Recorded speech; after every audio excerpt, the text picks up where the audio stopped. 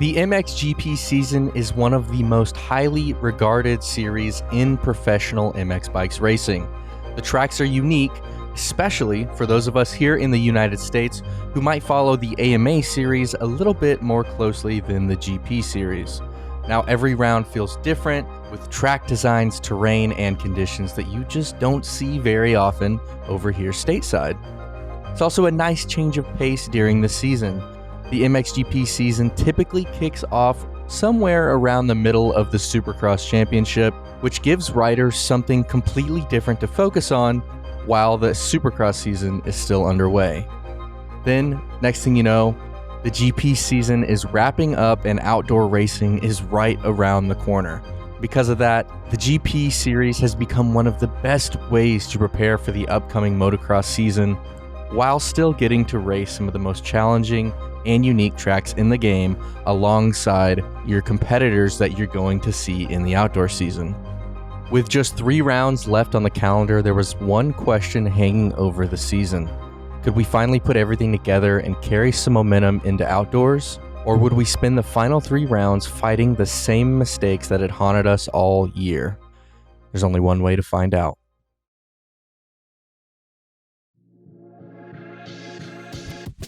Chapter 1 brings us to Uddevalla, Sweden. Now, Sweden has always been one of those tracks that I have enjoyed riding, but for whatever reason, I've never really managed to put together the complete package that I knew I was capable of. I'd have flashes of speed, I'd qualify good, I'd have a good moto here or there, but I've never had the full package. But this year, this year was different.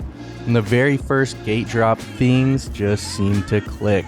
I got great starts all day, weaving in and out of traffic, staying out of trouble, managing to avoid some crashes that could have easily ruined my races. But more importantly, I just kept the bike on 2 wheels. I was so consistent. And I know that sounds simple, and I know you hear me say this every dang video, but if you can keep it on 2 wheels and avoid making mistakes, it is almost more valuable than finding another second or 2 on the track. This result at Sweden was easily one of, if not the strongest performances of the season and of my entire MX Bikes career. When the dust settled, I found myself 4th overall. The only riders ahead of me were Hockey, Source, and Kozak. 3 names that are often viewed as nearly superhuman in the bikes community, on 250s at least for now, compared to the rest of the field. Whenever those guys show up, they are usually in a category of their own at the front of the field. And what's left is the battle for the best of the rest. A lot of that fight ended up being between me and Marco. We spent most of the day keeping each other honest, pushing each other forward, and we never really let the other get comfortable. He probably had a little more outright speed and a little more pace than I did, but over the course of the 2 motos, consistency won out, and even though he was slightly faster, I was able to minimize the mistakes and put together 2 complete races. For the first time at Sweden, all the puzzle pieces finally came together. Good starts, smart racing, and consistency from start to finish earned me one of the best results of the entire season. And that's why for this race specifically, I gave myself the title, the best of the rest. Good race, Tranny. Woo!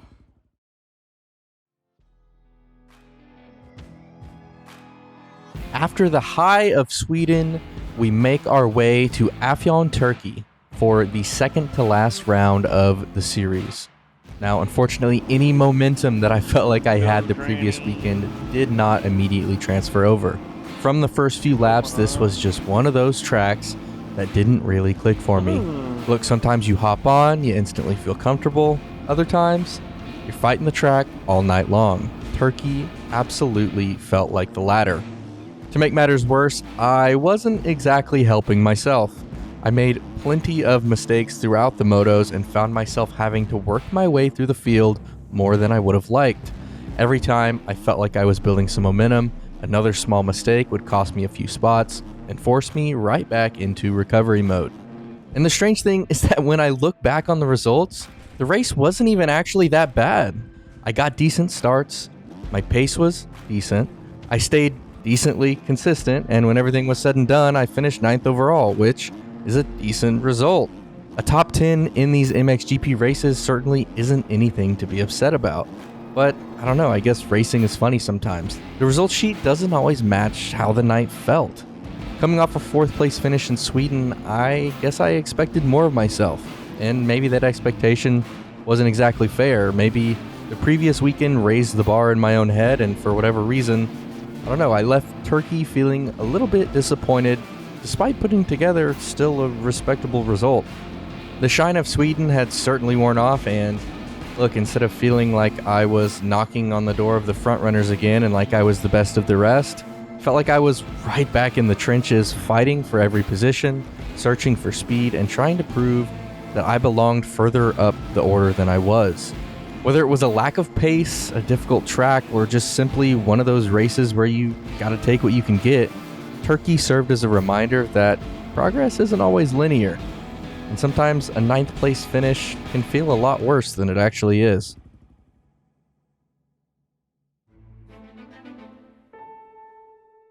And finally, here we are, the final round of the MXGP season in Darwin, Australia.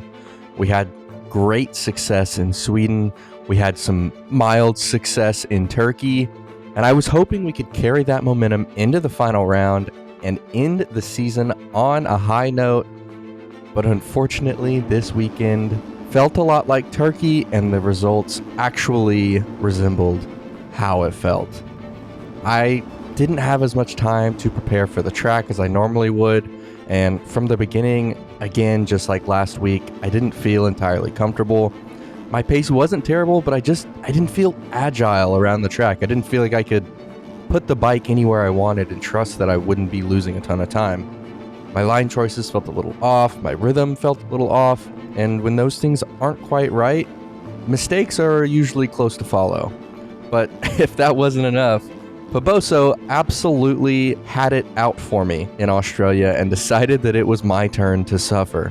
And for those of you that are unfamiliar with how MX Bikes is, anytime the game seems determined to ruin your day, just know that it's Poboso behind a screen from wherever he is, making sure that the physics work against you in the exact right ways. So look, both motos started with me absolutely buried near the back of the field.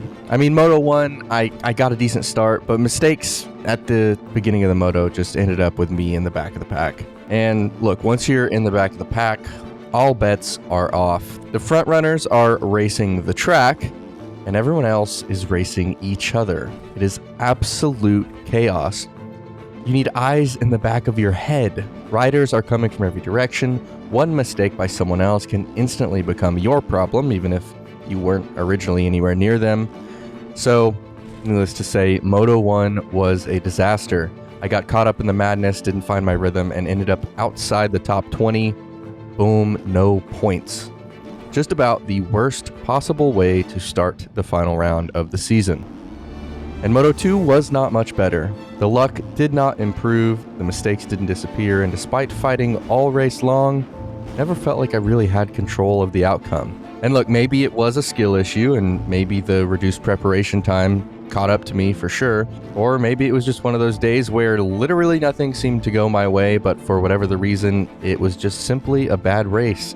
Not the type of race that you want to end the season on. Certainly not the type of race that you want lingering in your mind when you're about to head into a brand new championship on brand new tracks against what is usually the deepest field of competition that you'll see all year in MX Bikes. So, when the scores were finalized, I finished 17th overall in Australia. Definitely not my best result. And this result dropped me to 11th in the final MXGP championship standings. Just one spot outside the top 10. Definitely not ideal. Look, I would have loved to finish the season inside the top 10, but when you have races like Australia, you can't be too shocked by the outcome. That's just racing. Some races you're the best of the rest, and some races you're just fighting to survive. And look, in the end, the MXGP season closes with an 11th place championship finish. And even though that's not where I wanted to be, and even though we had flashes of speed throughout the year, to know that, hey, look, there's probably still some in the tank, it still wasn't that bad. And, you know, with that result, now all attention turns toward outdoors, the AMA Outdoor Championship, which is starting here shortly. So, new tracks, new challenges, a fresh start, and hopefully a little less bullying from Mr. Paboso. But for now, all that I can do is take it one race at a time and hope that round one goes a little bit smoother than the finale. Thank you guys so much for watching again. I appreciate you so much. We will see you in the next one.